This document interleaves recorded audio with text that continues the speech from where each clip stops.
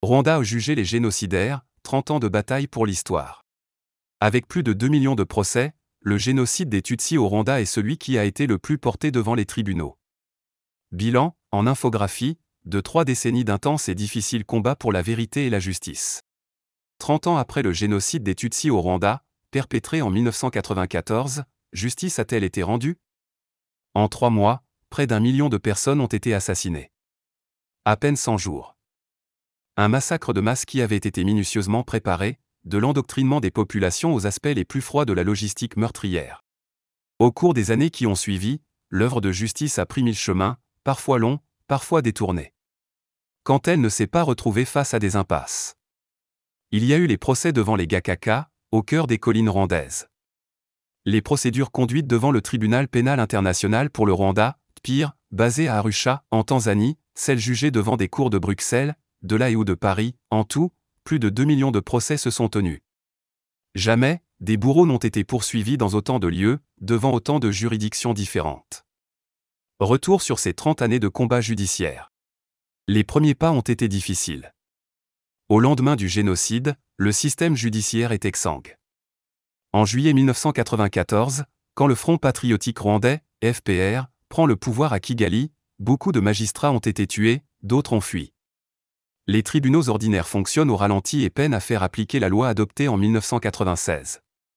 Celle-ci prévoit 4 typologies d'auteurs, les architectes du génocide, les tueurs et leurs complices, les auteurs d'agressions qui n'ont pas entraîné la mort, et les voleurs, qui ont spolié les biens des victimes. Entre 1996 et 2001, seulement 6000 personnes seront jugées, tandis que près d'1 million de suspects sont identifiés. Une vingtaine d'exécutions publiques auront lieu pendant cette période. Dans le même temps, des milliers de prévenus sont envoyés dans des cachots communaux, prisons et centres de détention improvisés. En 1999, plus 120 000 détenus engorgent les prisons rwandaises en attente de leur procès. Les Gakaka, une justice de proximité. La situation n'est pas tenable. Avec ce rythme de traitement des dossiers, il aurait fallu un siècle et des sommes colossales pour juger tous ceux qui doivent l'être. Les autorités décident alors de s'inspirer de la justice traditionnelle rwandaise pour mettre sur pied des tribunaux populaires en plein air, les Gakaka, du nom en Kinyarwanda de l'herbe, sur laquelle on s'assoit pour régler les contentieux. Ce système judiciaire, directement administré par le peuple et au nom du peuple, selon les mots du président Paul Kagame, est unique au monde. Pour la première fois, un pays a prouvé qu'il était possible de répondre à un crime de masse par une justice de masse, souligne Thierry Cruvellier, rédacteur en chef du média justinfo.net. Sur les collines rwandaises, en plein air ou sous un abri sommaire, des milliers de citoyens ordinaires, non juristes, vont être chargés de juger sans procureur, ni témoin ou avocat. Dans ces procès, la parole est centrale, et l'aveu fondamental. Car au-delà du seul acte de justice, les Gakaka avaient aussi vocation à servir de base à l'apaisement et à la réconciliation dans un pays déchiré. Je crois que cette justice de proximité, à laquelle la population locale faisait confiance, a permis de désamorcer des tensions et rendu la communication possible, estime ainsi Faustin Murangwa, avocat au barreau du Rwanda. C'était une entreprise incroyable, qui a marqué l'histoire judiciaire mondiale. Mais les erreurs étaient aussi inévitables, tempère Thierry Cruvellier. Human Rights Watch, à l'instar de plusieurs autres ONG, a constaté un large éventail de violations des principes d'un procès équitable. L'organisation déplore l'aveu de certains accusés, soumis à des pressions, des crimes qu'ils n'avaient pas commis et pour lesquels ils ont été injustement poursuivis. Officiellement lancé le 18 juin 2002, après plusieurs essais, ces cours traditionnels vont traiter, avec un rythme d'audience hebdomadaire, près de 2 millions d'affaires en moins d'une décennie. Et ce pour un coût relativement modeste, 42 millions d'euros. Les procès devant les Gakaka, qui ont été menés jusqu'en 2012, ont abouti à des peines d'emprisonnement allant de 5 à 10 ans, des peines de perpétuité totalisant 5% à 8% des verdicts et des acquittements pour 20% à 30%, explique l'ancien ministre rwandais de la Justice, Tarsis Karugarama.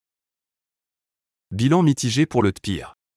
Le TPIR a été créé par l'ONU en 1994, soit avant la mise en place des Gakaka, mais il a été opérationnel jusqu'en 2015. Basé à Arusha, le TPIR a été la première juridiction internationale à avoir jugé, en Afrique, des crimes de génocide. Mais s'il a permis de juger une dizaine de dirigeants et têtes pensantes du génocide, son bilan reste mitigé. À l'inverse des Gakaka, le TPIR s'est illustré par sa lenteur et son coût. En 20 ans, seules 93 personnes ont été mises en accusation, pour un coût estimé à 2 milliards d'euros.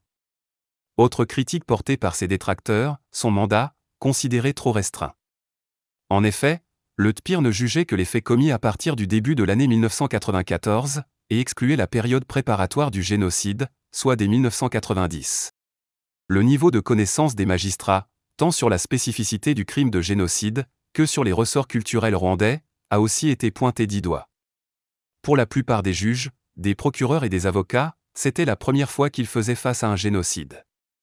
Peu, même, savaient localiser le Rwanda et ils n'en comprenaient encore moins les traditions et la culture, regrette Faustin Murangwa, qui a lui-même travaillé pour le TPIR. 3 procès historiques. Cependant, malgré les critiques et plusieurs procès ratés, plusieurs procédures devant le TPIR ont marqué l'histoire. Membre éminent de la CASU, le clan extrémiste qui entourait le président Juvénal Habyarimana et son épouse Agathe, le colonel Théoneste Bagosora, souvent surnommé le « cerveau du génocide » est sans doute le plus haut responsable ayant été jugé par le TPIR. Arrêté le 9 mars 1996 au Cameroun avant d'être transféré à Arusha en janvier 1997, son cas a été au cœur du procès dit « des militaires », 3 officiers des forces armées rwandaises accusés dans le même dossier. Le procès ne s'ouvrira finalement qu'en avril 2002. Malgré son implication, largement documentée, dans la préparation du génocide, celui qui était directeur de cabinet du ministère de la Défense au moment du génocide, ne sera reconnu coupable que de tueries commises entre le 6 et le 9 avril 1994.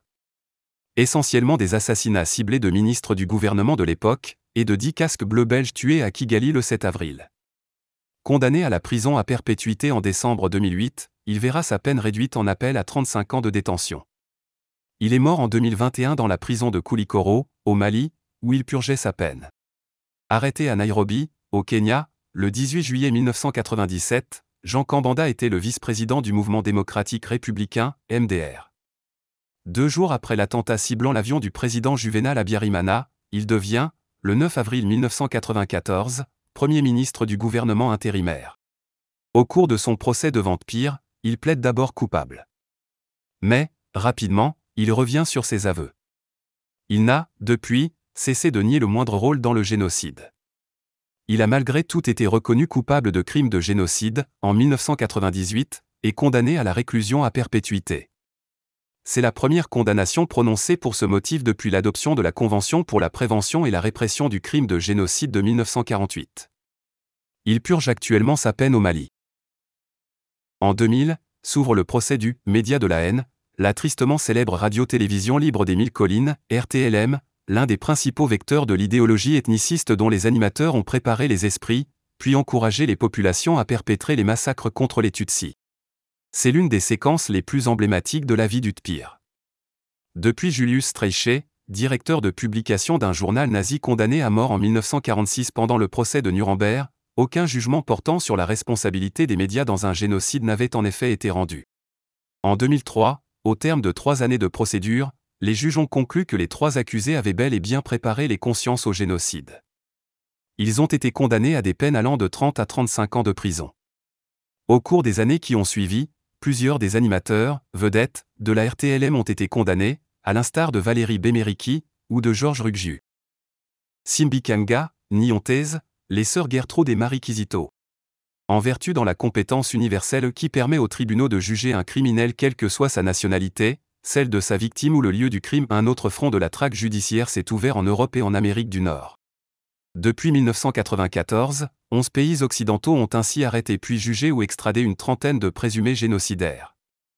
Parmi eux, des hauts responsables, comme Pascal Simbikanga, membre des services de renseignement à l'époque, ou les sœurs Gertrude et Marie Kizito, 2 religieuses reconnues coupables d'avoir livré aux tueurs entre 6 000 et 7 000 Tutsis. Le premier procès à l'étranger, celui de Fulgence Nyontese, remonte, lui, à 1999. Il s'est déroulé en Suisse. Dépourvu, à l'époque, de la compétence universelle pour le crime de guerre et de génocide, les États-Unis expulsent presque systématiquement les suspects arrêtés vers le Rwanda. Le seul jugement rendu sur le territoire américain, en 2013, l'a été en vertu de la violation de loi de l'immigration. Béatrice Munyenyezi, épouse d'un dirigeant des Interahamwe qu'elle est soupçonnée d'avoir activement soutenu, a été condamnée à 10 ans de prison pour avoir menti sur ses origines à la douane américaine. Réticence à l'extradition. En revanche, dans la majeure partie des autres pays occidentaux, les demandes d'extradition formulées par le TPIR ou par le Rwanda sont longtemps restées lettres mortes. Le manque de garantie d'une justice équitable a été le principal argument avancé par les pays européens pour justifier ces refus. La Charte des droits fondamentaux de l'Union européenne prohibe, en effet, l'extradition d'une personne vers un pays où elle risquerait la peine de mort. C'était le cas du Rwanda jusqu'en 2007. Cela n'explique pas pour autant pourquoi aucun procès n'a été rendu en France avant 2014. Paris, dont le rôle avant et pendant le génocide a été, à minima, de contribuer à la mise en place d'un processus génocidaire, pour reprendre les termes de Vincent Duclerc, a été très critiqué pour sa réticence à juger certains suspects ayant trouvé refuge sur son sol. Le cas le plus emblématique de ces blocages est celui de le père Venceslas Muniesiaka. Ce curé, accusé d'avoir joué un rôle trouble durant les exactions de Tutsis qui s'étaient réfugiés dans sa paroisse, sera la première à faire l'objet d'une plainte pour génocide sur le territoire français, où il réside encore aujourd'hui. Au terme de 23 interminables années de procédure, le dossier s'est clos par un non-lieu, prononcé par la Cour d'appel de Paris, en 2018. Les condamnés en Europe. France, Belgique, Suède. En Europe, sur les 32 personnes à avoir été jugées dans le cadre du génocide que nous avons pu recenser, seule l'une d'entre elles a été acquittée en première instance. Ils étaient ministres, médecins, chefs de milice, religieux, enseignants, préfets ou chauffeurs. En voici la liste. Responsables présumés passés entre les mailles du filet. Organisateurs du génocide et tueurs, mais aussi complices, agresseurs ou simples voleurs, la majorité des coupables ont aujourd'hui été jugés et condamnés. Toutefois, une poignée de hauts responsables présumés sont passés entre les mailles du filet. 2 fugitifs sont encore officiellement recherchés par le Rwanda. Il s'agit du bourgmestre de la commune de Jishita, Charles Sikubwabo, et de l'homme d'affaires connu sous le nom de Ryandi Kayo, tous deux suspectés d'avoir mené des attaques contre des Tutsis sur les collines de Bizezero. D'autres sont morts, innocents, à l'image de Clavé Kamana, un proche du président Habyarimana. Arrêté en France en 2020 après 23 ans de cavale, Félicien Kabuga, souvent présenté comme le « financier du génocide », a, lui, été déclaré en 2023 inapte à être jugé pour des raisons de santé. Aujourd'hui encore, des associations continuent de traquer les génocidaires présumés. C'est notamment le cas du collectif des parties civiles pour le Rwanda, CPCR, créé en 2001 par les époux Gauthier, Dafrosa et Alain. En un peu plus de 20 ans, ils ont déposé 36 plaintes en France.